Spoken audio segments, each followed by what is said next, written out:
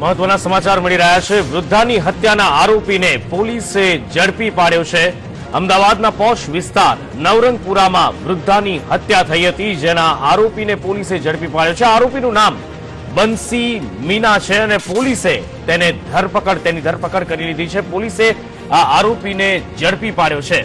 સાથે જ CCTV footage જે છે તે પણ તેના સામે આવ્યા છે। પોલીસે આ આરોપીને ઝડપી લીધો છે। ઉલ્લેખનીય છે કે જે વૃદ્ધા છે તેમનું બોથડ પદાર્થ મારી અને તેમની હત્યા કરવામાં આવી હતી। બોથડ પદાર્થના ઘા ઝીકી અને આ વૃદ્ધાની હત્યા કરવામાં આવી હતી। લૂંટના ઈરાદે આ હત્યાની પોલીસ આશંકા સેવી રહી હતી, ત્યારે આ હત્યાના આરોપી બંસીને પોલીસે ઝડપી પાડ્યો છે। પોલીસને એક મોટી સફળતા મળી છે। 24 કલાકની અંદર જ પોલીસે આ હત્યાના આરોપીને ઝડપી લીધો છે। 24 કલાકની અંદર જ પોલીસ પાસે ફરિયાદ નોંધાયેલા 24 કલાકની અંદર પોલીસને આરોપીને ઝડપી લેવામાં સફળતા મળી છે। નવરંગપુરા વિસ્તારમાં ઘટના ઘટી હતી કે જ્યાં વૃદ્ધા ફ્લેટમાં એકલા રહેતા હતા, ત્યારે ઘરઘાટી જે છે તેણે આ વૃદ્ધાને બોથડ પદાર્થના ઘા મારીને મોતને ઘાટ ઉતાર્યા હતા। જો કે આ ઘરઘાટીને હવે ઝડપી પાડવામાં આવ્યો છે। પોલીસની પ્રાથમિક તપાસમાં જ સીધી શંકા આ ઘરઘાટી ઉપર ગઈ હતી। બંસી નામનો આ ઘરઘાટી છે, જેને પોલીસે હાલ ઝડપી પાડ્યો છે અને વધુ કાર્યવાહી પોલીસ દ્વારા હાથ ધરવામાં આવી છે। સાથે જે સીસીટીવીમાં દેખાઈ રહ્યો છે, બંસી નામનો આ ઘરઘાટી છે કે જેની ઉપર આ વૃદ્ધાને મોતને ઘાટ ઉતારવાનો, આ વૃદ્ધાની હત્યા કરવાનો આરોપ છે।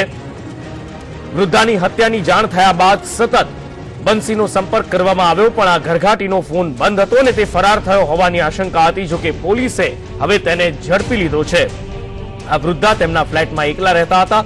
તેમના પુત્રી વડોદરા અને પુત્ર રાજકોટમાં રહેતા હતા। ત્યારે પુત્ર દ્વારા માતાને ફોન કરવામાં આવતા ફોન રિસીવ કરવામાં આવ્યો નહોતો, ત્યારે પુત્રને ચિંતા છતાં આડોશી પાડોશીની પૂછપરછ કરવામાં આવી અને ત્યારબાદ હત્યા થયાનો ચોંકાવનારો ઘટસ્ફોટ થયો હતો અને ત્યારથી જ આ ઘરઘાટી ઉપર શંકા હતી। ઉલ્લેખનીય છે કે 1 મહિના પહેલા જ જે વૃદ્ધા છે, આ વૃદ્ધા પોતાની દીકરીના ઘરે પણ આ ઘરઘાટીને લઈ ગયા હતા, ત્યાં પણ તેણે ચોરી કરી હતી। વધુ માહિતી સાથે ફોનલાઈન પર જોડાયા છે સંવાદદાતા કુશાંગ સોની। કુશાંગ, આરોપીને ઝડપી પાડવામાં સફળતા મળી છે, કઈ રીતે ઝડપાયો છે, શું કાર્યવાહી થઈ રહી છે? બિલકુલ ઉપર ખાસ વાત કરીએ તો જે રીતે વહેલી સવારે આજે નવરંગપુરા પોલીસને જે પ્રમાણે બાતમી મળી હતી ને તે બાદ જે વૃદ્ધાનો જે મૃતદેહ છે તે મળી આવ્યો હતો, પોલીસે ગણતરીના કલાકોમાં જે ભેદ છે તે ઉકેલી નાખ્યો છે। પોલીસે આ જે સમગ્ર મામલો છે તેમાં બંસી મીણા નામનો જે આરોપી છે તેની રાજસ્થાનના ઉદયપુર ખાતેથી ધરપકડ કરી છે। જે રીતે પોલીસના જણાવ્યા જે આરોપી છે તે છેલ્લા 1 મહિનાથી વૃદ્ધાની સાથે રહેતો હતો અને તેને અગાઉ પણ વૃદ્ધાની જે પુત્રી છે તેની પાસે તેના ઘરેથી જઈ અને પર્સમાંથી તેના પૈસા ચોરી કરવાનો પણ પ્રયાસ કર્યો હતો। જે મૃતક મહિલા છે તેને પોલીસને જણાવ્યું હતું।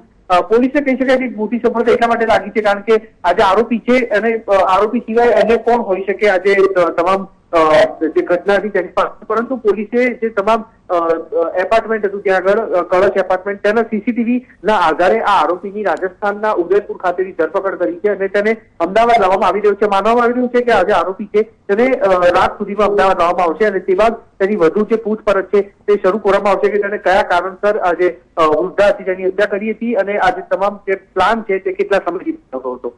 બિલકુલ કુશાંગ, કહી શકાય કે અમદાવાદ પોલીસે ખૂબ સરાહનીય કામગીરી કરી છે। ફરિયાદ નોંધાયેલા 24 કલાકની અંદર જ આરોપીને ઝડપી પાડ્યો છે, ત્યારે કઈ રીતે આરોપી વગેરે શોધ્યું, કઈ રીતે પોલીસ તેના સુધી પહોંચી, તે પણ એક રસપ્રદ બાબત છે। અનુપુર સરાહનીય પગલું કદાચ હાલના તબક્કે ન કહી શકાય કારણ કે આ અગાઉ પણ નવરંગપુરા વિસ્તારમાં એક આ પ્રકારનો બનાવ બન્યો હતો અને પોલીસ હજી પણ તેના આરોપીને શોધવા માટે અંધારામાં ભાગી રહી હોય તેવું લાગી રહ્યું છે। આ જે પોલીસ માટે એટલા માટે મુસીબત વાળો હતો કારણ કે વૃદ્ધા પોતાના ઘરમાં એકલા રહેતા હતા।